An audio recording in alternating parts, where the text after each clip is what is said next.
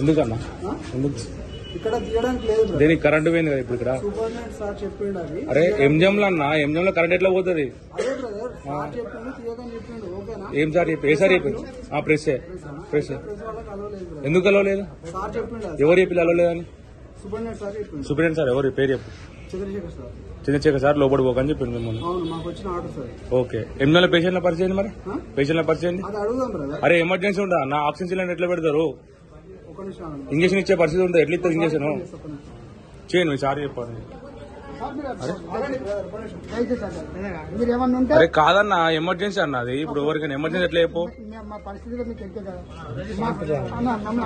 సరే ఇప్పుడు నాకు ఇది కావాలి ఎట్లా ఏం పరిస్థితి చెప్పు? అరే ఏం రిపేర్ చేస్తారన్నా?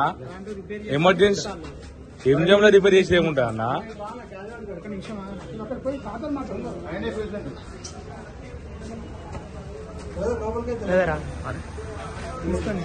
మీరేందుకు భయపడతలు చెప్తున్నాను ఒకసారి. మాకు చెప్పిన ఆర్డర్స్ బ్రదర్ అవి తీసుకోండి. నా సీటీ నెంబర్ చెప్తా, ప్రతిదీ చెప్తా. ఓకే. చెప్పిన ఆర్డర్ ఏంటంటే ప్రెస్ వాళ్ళని లోపల కలవ చేయకండి అని చెప్పారు. ఓకే.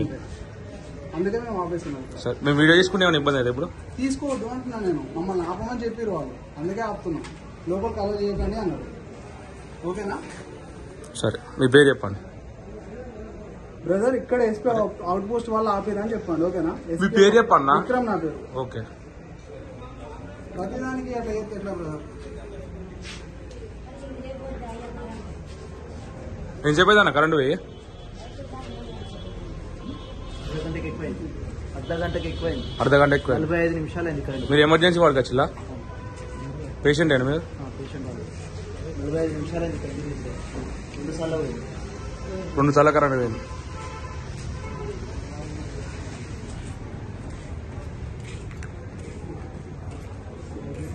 పేషెంట్ బయటికి పోతాను.